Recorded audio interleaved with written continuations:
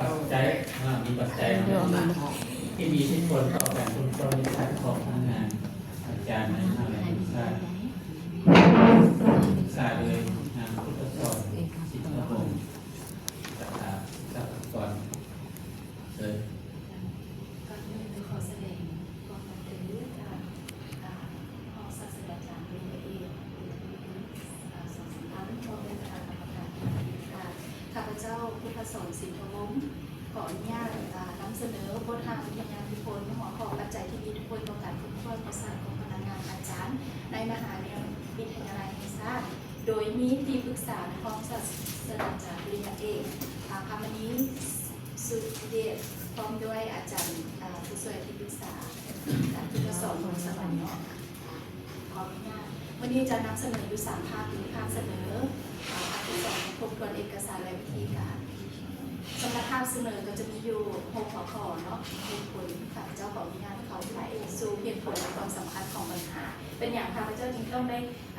ศึกษาในหัวข้อนี้เพราะว่ามี2ปัจจัยที่เป็นสิ่งท้าทายในโลกาภิวัตน์ที่กำลังมีการเปลี่ยนแปลงซึ่งว่าเน้นในการค้นคว้าวิทยาศาสตร์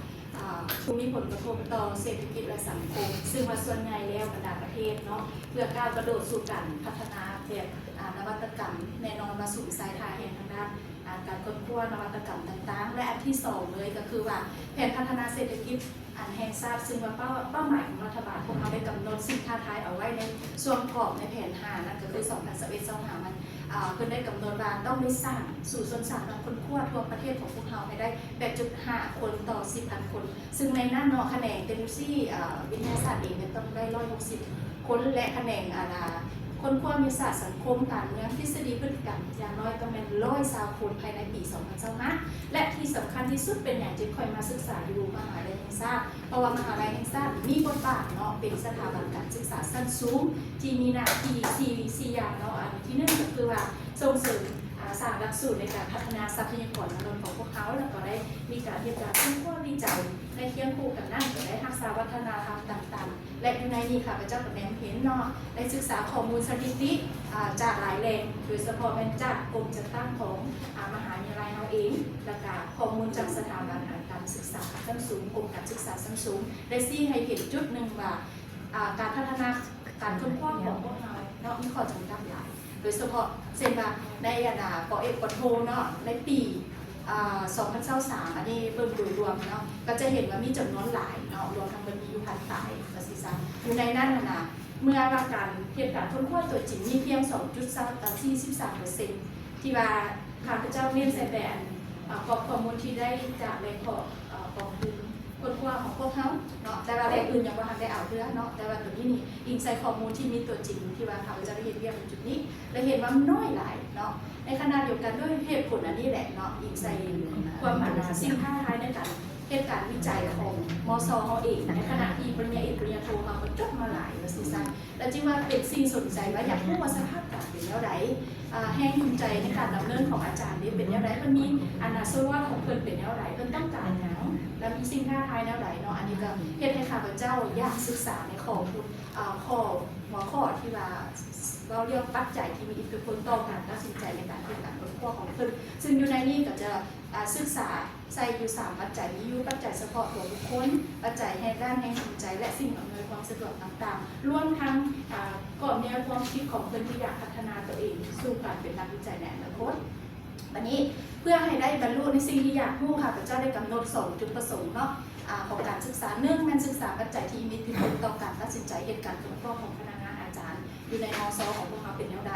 อันที่2ศึกษาความมุ่งหวังของพนักงานอาจารย์ในมศเกี่ยวกับการที่จะก้าวเข้าสู่การพัฒนาตัวเองให้เป็นนักค้นคว้าในมืออาชีพแนวใดในระดับต่างๆนั้นในขณะเดียวกันเพื่อตอบสนองให้กับจุดประสงค์ของการศึกษาทางเจ้าก็ได้ตั้งคำถามการศึกษาให้มันสอดคล้องกันเนาะกับจุดประสงค์ก็คือ1เพื่อตอบสนองให้จุดประสงค์ที่1ได้กำหนดคำถามการศึกษาว่ามีปัจจัยด้านไหนแดงที่เป็นแห่งจูงใจให้อาจารย์พวกเราตัดสินใจในการค้นคว้าอันที่2พนักงานในอาจารย์ของพวกเราเนี่ยมันมีแนวคิดแนวไหนในการที่จะพัฒนาตัวเองให้ก้าวสู่การเป็นนักค้นคว้าในอาชีพและในขณะเดียวกันเพื่อตอบสนองให้กับ2คำถามที่ว่ามาพร้อมด้วยจุดประสงค์นั้นก็ได้ตั้งคำถาม สมมุติฐานสำหรับการศึกษาแบบปริมาณนั่นก็คือว่าข้อที่1เนาะผู้ตอบแบบสอบถามที่มีเพศมีอายุระดับการศึกษาตำแหน่งวิชาการประสบการณ์เรียนประสบการณ์ในการค้นคว้าแตกต่างกันมีความคิดเห็นต่อปัจจัยที่มีอิทธิพลต่อการค้นคว้าวิทยาศาสตร์ของพนักงานอาจารย์ในมศแตกต่างกันอันที่2เพื่อมุ่งสู่การตอบคำถามของความคาดหวังนั้นข้าพเจ้าจะได้ใส่ว่าอาจารย์ที่มีวุฒิการศึกษาประสบการณ์ค้นคว้าสูงกว่าจะมีความมุ่งหวังในการพัฒนาตัวเองให้เป็นนักค้นคว้าสูงกว่าในขณะเดียวกันเนาะเพื่อให้ได้ทั้งหมดทั้งมวลนั้นพวกเขาก็ได้อิงใส่กำหนดเวลาอิงใส่กรอบเวลาอิงใส่ต่างๆอะไรเนาะแหล่งข้อมูลต่างๆก็จะได้กำหนดขอบการศึกษาอยู่2ประเด็นดังนี้ส่วนที่1แม่นศึกษาปัจจัยต่างๆที่มีทุกคนด้านการค้นคว้าของพนักงานอาจารย์ในมหาลัยของพวกเขานี้รวมมี3ปัจจัยเฉพาะบุคคลก็จะมี3ด้านย่อยอันที่1เป็นทักษะการค้นคว้าของเพิ่นเองเป็นแนวใดเนาะด้านการกำหนดบริหารในการเวลากำหนดในการค้นคว้านี้เป็นแนวใดและทัศนคติของเพิ่นเป็นแนวใดต่อการเป็นการค้นคว้าที่เป็นปัจจัยเฉพาะบุคคลต่อมาก็จะเป็นปัจจัยแห่งจูงใจเนาะที่เฮ็ดให้เพิ่นอยากเฮ็ดการค้นคว้าหรือว่าอันที่1แม่นด้านคุณค่าของตนเองอันที่2ด้านการน้อมรับนับถืออันที่3ด้านหน้าที่ทำชอบที่พักดันเพิ่นเฮ็ดเนาะหรือด้านความก้าวหน้าในตำแหน่งหน้าที่หลังจากเป็นการวิจัยและตัวสุดท้ายมันสิ่งปัจจัยห้องคำถึงสนับสนุนก็คือปัจจัยสิ่งอำนวยความสะดวกมีผลต่อการตัดสินใจเพิ่นแนวใดก็คือมี4ด้านเนาะอันที่1มันด้านการจัดตั้งเองมีการสนับสนุนเพิ่นแนวใดทางภายนอกภายในเนาะและอันที่3ก็ที่2ก็คือด้านเงินทุนการค้นคว้ามีผลบ่ต่อการตัดสินใจของเพิ่นและสิ่งแวดล้อมเครื่องมืออุปกรณ์สถานที่ต่างๆมีมีผลบ่ต่อการตัดสินใจของเพิ่นสร้างให้เพิ่นมีความอำนวยสะดวกสอบเข้าในการเรียนวิจัยในหัวข้อต่างๆบัดนี้ส่วนที่2แม่นความมุ่งหวังเนาะและแม่นว่าจะรวมมี3ด้านย่อยก็คือด้านผลสำเร็จเลยเพิ่นมีผลสำเร็จตัวใดจะพัฒนาตัวเองแนวใดก้าวสู่การมีผลสำเร็จเช่นว่ามีผลค้นคว้าในลงในวารสารของเพิ่นในระดับสากลบ่เพิ่นมีความคาดหวังที่จะพัฒนาตัวเองให้ก้าวสู่ตรงนั้นบ่และการพัฒนาทักษะของเพิ่นเด้มีความตั้งใจอยากพัฒนาเรียนรู้วิธีการใหม่ๆเพื่อไปนำเสนอบ่หรือว่าพัฒนาในการทักษะคุณภาพปริมาณของเพิ่นนั้นและกับบทบาทเด้เพิ่นอยากเป็นนักค้นคว้าในระดับใดที่ว่ารัฐบาลต้องการใน4เลเวลนั้นและพร้อมเดียวกันนี้ก็มีด้านการร่วมมือของเพิ่นต้องการเข้าร่วมการร่วมมือที่มีผลกระทบสูงบ่หรือว่าโครงการของสากลต่างๆอันนี้มันเราจะแนมเห็นความคาดหวังของเพิ่นในอนาคตที่เพิ่นอยากพัฒนาตัวเองจากเลเวลใดสู่เลเวลใดเนาะในขณะเดียวกันเนื่องจากความจำกัดเนาะของการเฮ็ดบทอิทธิพลนี้ข้าพเจ้าจึงเลือกเอามหาลัยแห่งชาติเป็นอย่างเหตุผลที่ว่าจะเอามหาลัยแห่งชาติย้อนว่ามหาลัยแห่งชาติเป็น1ใน5มหาลัยรัฐที่ว่ามีจำนวนพนักงานผู้อาจารย์หลายที่สุดกว่าเนาะถือว่าจำนวนสูงหลายตัวนี้และวันนี้ขอเขตด้านเวลาในการแบ่งอยู่ในช่วงการศึกษาของพวกเรานี่แหละในช่วงเก็บกับข้อมูลในการเขียนบทนี้อันนี้มันขอเขตของเวลาวันนี้ผลประโยชน์ที่จะได้รับแน่นอนก็ต้องตอบสนองกับจุดประสงค์ที่ตั้งมาก็คือ1แรกเลยแม่เราจะได้รู้ถึงปัจจัยที่มีอิทธิพลในการว่าของอาจารย์ในมหาลัยทั้งนี้เนาะว่าเพิ่นมีการตัดสินใจอย่างไรอันที่2ก็จะรู้ถึงความมุ่งหวังของเพิ่นความปรารถนาของเพิ่นที่อยากจะเรียนการพัฒนาตัวเองทั้งเป็นผู้สอนทั้งเป็นนักวิจัยแนวไหนในอนาคตให้กลายเป็นผู้สำนักงานได้อันที่3ผลการศึกษานี้คาดว่าจะเอาเข้าไปสู่การกระบวนการส่งเสริมการค้นคว้าวิทยาศาสตร์ทั้งในระดับแขนงการเป็นผู้มหาวิทยาลัยแห่งชาติเราเองและในระดับชาติในอนาคตอันที่4เนาะสามารถทำให้ผลการค้นคว้านี้ต่อยอดการศึกษาที่มันเกี่ยวข้องกับการศึกษาการวิจัยนี้และบัดนี้วิธีการทบทวนของข้าพเจ้าในการคือการนักการทั่วไปเนาะมันจะมีแนวคิดทฤษฎีเกี่ยวข้องนโยบายต่างๆซึ่งอยู่ในแนวคิดของทฤษฎีก็จะเกี่ยวข้องกับการค้นคว้าเช่นว่าแนวคิดกันเกี่ยวกับการค้นคว้าเป็นยังแนวคิดเกี่ยวกับนักค้นคว้าเป็นยังแนวคิดเกี่ยวกับการบริหารแบบวิทยาศาสตร์เป็นยังแนวคิดเกี่ยวกับปัจจัยแห่งความสำเร็จเป็นยังและแนวคิดในการทฤษฎีของข้าของ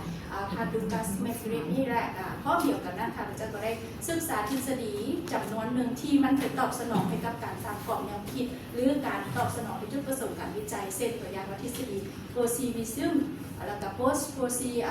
ติวิซึมนี้แล้วก็ทฤษฎีแห่งจูงใจเพราะว่าเขาได้ศึกษาเรื่องปัจจัยเนาะมันก็ต้องได้ว่าถึงแห่งจูงใจต่างๆนี่อันนี้มีความจำเป็นที่ต้องได้ศึกษาในขณะเดียวกันเขาก็ได้ศึกษาว่าการตัดสินใจของเพิ่นเป็นอย่างเขาจึงเอาทฤษฎีพฤติกรรมการตัดสินใจเข้ามาแลกพร้อมเดียวกันนั้นก็มีทฤษฎีแห่งการความคาดหวังนี้ในขณะเดียวกันเพื่อให้มิตรตัวจริงค่ะเราจะได้ศึกษาด้านนี้ นิติกรรมเช่นว่าพฤติกรรมของนโยบายของรัฐของพรรคเขาที่ว่าส่งเสริมด้านการเงินศาสตร์ในรุ่นที่ผ่านมาเป็นอะไรแล้วก็แผนพัฒนาเศรษฐกิจสังคม5 ปีขั้นที่9เป็นหลักเลยในขณะเดียวกันก็ได้ศึกษาแผนพัฒนาของอสเองซึ่งว่าตอนนี้มันเป็นราฟอยู่จึงสามารถว่ารอถาว่าสิ่งที่เพิ่นจะค้นคว้าสำเร็จในกรอบแผน9นี้เอามาประกอบใส่ตัวนี้แต่ตัวนี้มันถือว่าถูกทำพอแล้วไม่สามารถเอามาดื่มได้แล้ววันนี้ในขณะเดียวกันก็เป็นกฎหมายของศาสตร์เทคโนโลยีเทียมคู่กันนั่นเพราะว่าเรื่องคนเนาะเอาว่าเรื่องการส่งเสริมแน่นอนถ้าปราศจากมาได้ก็คือดำเนินมาด้วยนะคนว่า262นั้นเป็นตัวยืนกับมาเลใส่ระดับ4เลเวลที่ว่า5สิออกวางบางที9พฤษภาคมมานี้วันนี้การศึกษาที่ตัวของเด็กค่ะพระเจ้าก็ได้ศึกษาคนหลายแหล่งก็ยอมรับว่าการศึกษาภายในเราค่อนข้างที่จะมีข้อมูลจำกัดน้อยนึงแล้วก็เลยเอาสิ่งที่มันเกี่ยวข้องก็คือว่าการศึกษาของท่านจันอุรานี่ได้ศึกษาเกี่ยวกับความคิดเห็นต่อการพัฒนา4 เมืองแห่งงานสู่การพัฒนา4 เมืองแห่งงานนครหลวงในปี 2003 ซึ่งวันตัวนี้ค่ะจะเป็นบทที่อาจจะเพิ่มไปเรื่องการตั้งใจของเพิ่มในการบริหารในการจูงใจต่างๆแลใส่กับทฤษฎีต่างๆภาษาบอกว่าพร้อมด้วยท่านธันวาสิริปริญญาโทเราเพิ่นได้ศึกษายกสู่คุณภาพการราคาของพนักงานในโครงเขตการค้นคว้าวิทยาศาสตร์กระทรวงวิทยาศาสตร์ในสาขาในมาเลเซียเนาะเป็นคุณภาพตัวนี้วันนี้การศึกษาของการเกี่ยวข้องของสกุลนี้ก็มีหลายเรื่องของตัวอย่างของแล้ววันนี้ทั้งหมดทั้งมวลที่ได้ศึกษามาแล้วรวมทั้งได้มาสร้างเป็นกรอบแนวคิดแนวนี้เนาะโดยกำหนด2 ตัวเปลี่ยนก็คือตัวเปลี่ยนต้นนี้เขาจะมีเพศอายุระดับการศึกษาตำแหน่งวิชาการตำแหน่งประสบการณ์เฮ็ดเวียกประสบการณ์ค้นคว้าและตอบโจทย์ให้กับตัวเปลี่ยนตามก็คือมีอยู่2คอนเซปต์ที่ตอบโจทย์ให้กับ2จุดประสงค์เนาะจุดประสงค์ที่1มันปัจจัยที่มีอิทธิพลซึ่งจะมีปัจจัย3ปัจจัยที่เราเล่ากันเราจะมีย่อยได้เล่ามาแล้วและตัวที่2มันแม่นว่าคอนเซปต์ตัวเปลี่ยนตามนี้มันความมุ่งหวังพัฒนาตัวเองก็จะแม่นมองแล้วอันคือคอนเซปต์เนาะแล้วต่อมาคำศัพท์เฉพาะตัวนี้นี่แม่นเฮาใช้ในกรอบของการศึกษาโดยดึงเอาจากคอนเซปต์ของการศึกษาเข้ามาอธิบายอยู่ในกรอบนี้วันนี้ถ้าของวิธีการศึกษานี่ก็จะมีรูปแบบนะรูปแบบนี้ค่ะพระเจ้าเรียกเอาแบบผสมกับคุณภาพและปริมาณวันนี้การซุ่มตัวอย่างนี้การซุ่มตัวอย่างนี้เราเอาตามสถิติของสถิติพนักงานมสเขาเดือน9/2026จะตั้งเอาให้นั้นรวมแล้วเนาะมันมีการเข้ามันออกแล้วก็มีการเข้ามาเข้าลงนาหรือว่าถือว่าตัวเลขนี้เป็นไฮล่าสุดเป็น978ค่ะที่ว่าเรียนของมสเขาซึ่งว่าอยู่ในนี้กับเป็นระดับปริญญาเอกปริญญาโทแต่ไม่ได้กว่าเมื่อพนักงานเนาะตอนนี้เขาเน้นเอาแต่เฉพาะสถิติปริญญาเอกปริญญาโทของนั้นซึ่งมีอยู่นี้และวิธีการซุ่มตัวอย่างสำหรับปริมาณเขาใส่ของทางคาร์โรที่แม่มัน113โดยทั่วไปกันแม่ใส่สูตรคิดลายเราจะได้อยู่284 คนในเป้าหมายที่จะสร้างเป็นตอบคำถามสัมภาษณ์เนาะโดยสัมภาษณ์ปริมาณวันนี้วิทยาซุ่มตัวอย่างคุณภาพที่เขาเลือกเอาซาวทานโดยยิงใส่หลักการในการค้นคว้าโดยทั่วไปที่นักวิจัยทำหล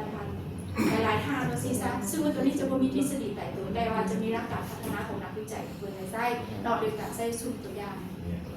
และเลือกเอาซาวทานวันนี้แหล่งข้อมูลในการนี่ก็จะคือทั่วไปก็คือมี2แหล่งข้อมูลพันหนึ่งประถมคูณกันมันเก็บสถิติโดยใส่แบบสอบถามข้อมูลปริมาณอยู่จำนวน284 คนและกลุ่มเป้าหมาย20 คนเพื่อตอบแบบสัมภาษณ์จบ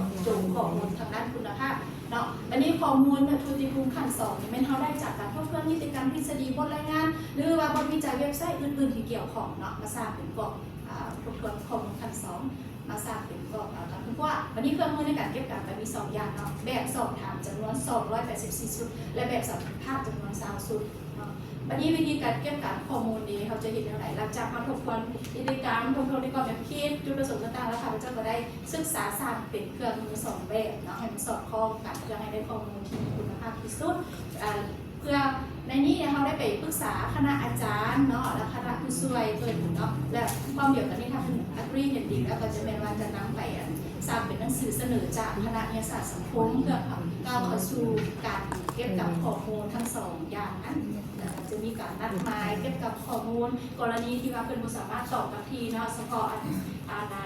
แบบสอบถามแม่นมาสามารถตอบคำหลังได้ประสิทธิภาพวันนี้เรียนข้อมูลการเก็บแบบสอบถามเนาะข้าพเจ้าสำหรับปริมาณแม่นเขาได้กำหนดอยู่3 ส่วนภาคส่วนที่1แม่นเขาตั้งคำถามเกี่ยวกับบุคคลส่วนบุคคลเช่นว่าข้อมูลเพศอายุระดับการศึกษาตำแหน่งทางด้านวิชาการประสบการณ์เรียนประสบการณ์ค้นคว้าส่วนที่2แม่นเพื่อให้ตอบโจทย์กับสิ่งที่เขาจะวิจัยเขากับ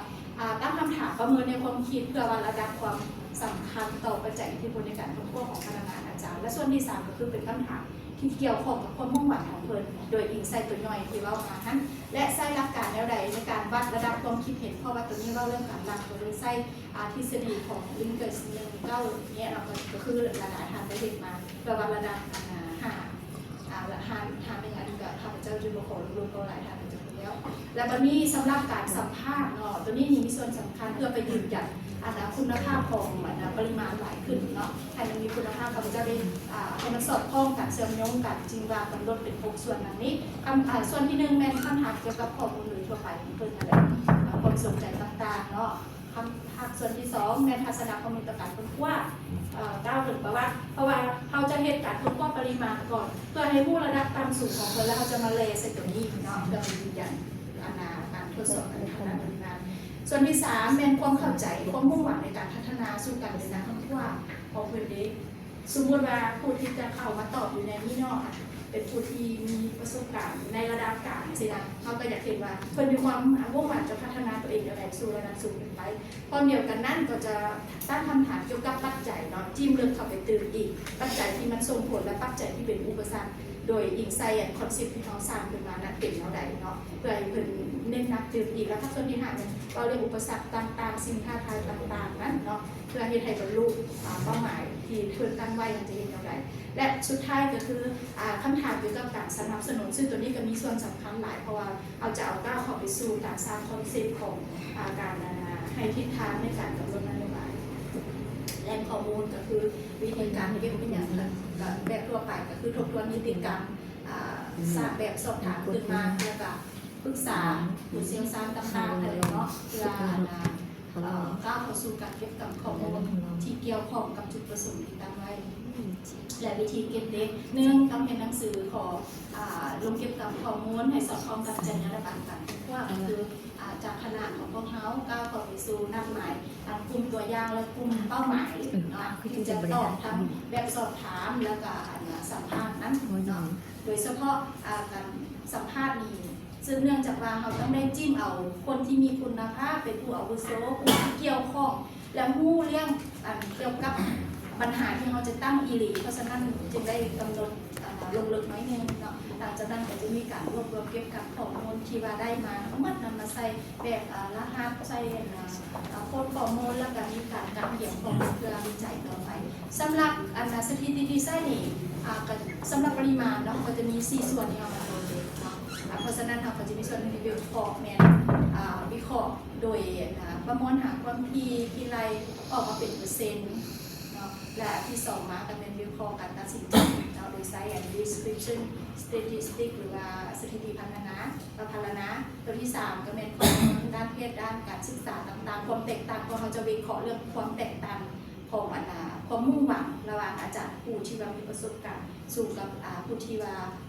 แตกต่างกันประสิทธิภาพและตัวสุดท้ายก็เป็นวิเคราะห์ปัจจัยภายนอกภายในที่มีความสัมพันธ์ความสัมพันธ์ของการวิเคราะห์2ปัจจัยตัดสินเพื่อก้าวไปสู่ว่ามันเอฟเฟกต์อะไรต่อการตัดสินใจของอาจารย์แล้วมันนี่วิธีการวิเคราะห์เป็นคนก็คือโดยทั่วไปสำหรับด้านคุณภาพเมนว่าเร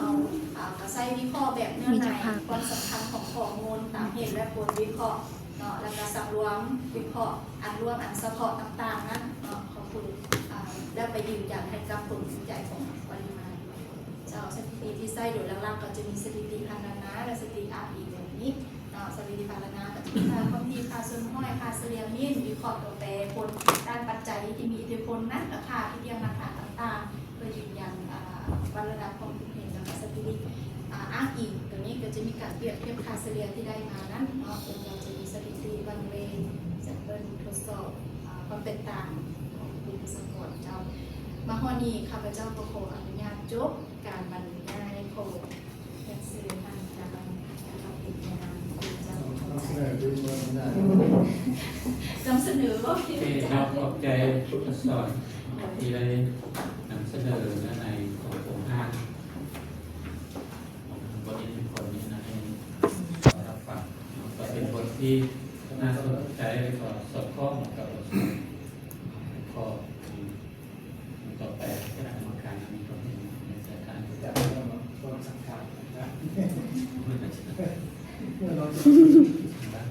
โอเคนะ